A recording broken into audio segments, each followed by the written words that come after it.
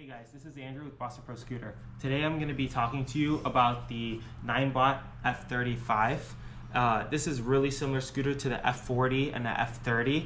They're all kind of the same family class, so a lot of what I say today will probably apply to those as well. Ninebot, obviously, usually quality scooters, great brand name, great electrical components. This particular one goes 15 miles an hour. It's a 36 volt battery, which is pretty standard. Almost all entry-level, lower-end scooters are 36 volts because that's usually just all you need, for a typical 15 to 20 mile an hour scooter. Where everything is, let's kind of start working through that. So you have your controller here, which is the main circuit board for the scooter. It sits right here.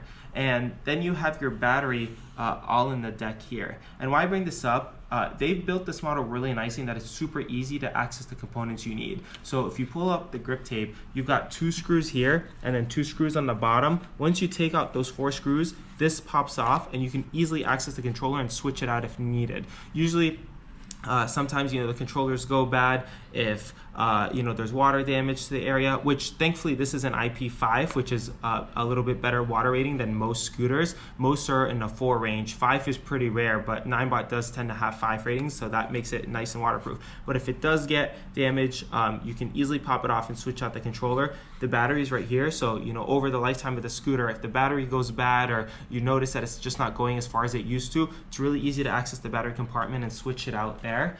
And then you've got your display up here, with your throttle and brake lever as usual. Now, one of the really nice things I love about Segway Ninebot scooters is that ordering parts from them is relatively easy. Their website is nicely cataloged where you go to the parts section, you find the scooter you're looking for, and you're able to order the part you're looking for, whether it's a controller or a battery or a display or a motor. It's all accessed there on the website, and they'll ship you the part pretty quickly. And also what's really nice about Ninebots is if you can't find the part that you're looking for on their website or it's out of stock, Ninebot's been around for so long, and this model is such a popular model that there's so many third-party options for the parts. And so you're almost never going to not have the part you're looking for, just because there's so many third parties that have the original parts or lookalikes, so that you can usually get what you're looking for. Let's talk a little bit about the tires on the scooter. So these are air tires and there's a tube in them. And so unfortunately they will go flat. It is common for air tires to go flat with tubes, especially if you hit potholes or any sudden impacts. To switch them out isn't the easiest. I mean, these rims don't come apart. These valve stems, you have to have the straight valve stems, and so if you accidentally get the wrong valve stem online, you'll end up getting the stem to hit the fork and you have to redo the job all over again, which you might do if you didn't pay particular attention to which valve stem they get. And so the tire exchanges aren't necessarily the easiest, unfortunately, when it comes to switching them out, but obviously it can be done. It's going to be a little bit harder on these models just because the rim doesn't come apart like GoTrax or some other models that the rim does come apart in. The way that the hook works for the locking mechanism, it's a little bit, I find it a little bit strange that it hooks on the side like this, because what it effectively does is it makes the width of the scooter, just a little bit, asymmetric. Most other scooter models kind of just hook there so it stays symmetric, but Ninebot tends to put it on the side. It's not the end of the world, but it is what it is.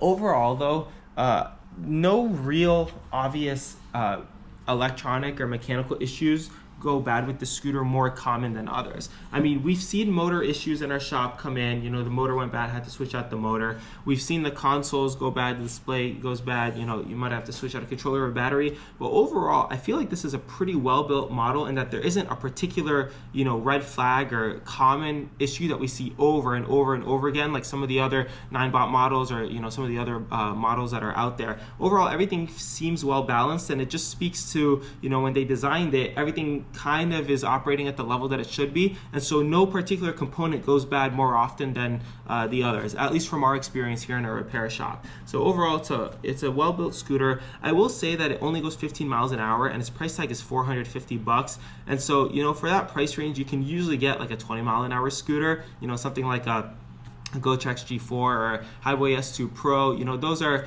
around the same price range, similar specs. So unfortunately, you're paying, you know, this scooter really spec-wise should be around $350, but that Ninebot brand usually adds like a $100 upcharge to it. So that's the only thing I would consider. You know, is it really worth the extra $100 just for the brand name and the quality? Debatable. I mean, the components are a little expensive if you do have to replace them. You know, a motor like this would go for $150. The controller would be like, you know, $80, $90, whereas some other brands, you know, the motor is only $100, the controller is only $50. And so you're really looking at a more expensive price tag over the long run. But if the Ninebot brand is important to you, you know, you could pay that extra $100. Overall, it's a common scooter. We see it all the time. It does go a little bit slow for its price range, but you know, in terms of Ninebot, this is probably, I'd say, the 4th or 5th most common scooter that we see. G-Max is super common, both the G30Ps and the G30LPs, but then, you know, this model, after the ES4, is probably one of the most common ones that we see, the F35s, the F40s, and the F30s. So very popular model. Thanks for watching. If you have any questions or comments, you know, put it down below. Obviously, like and subscribe if you found this video useful, and help us continue to make more videos in the future. Thanks for watching. We'll see you in the next video.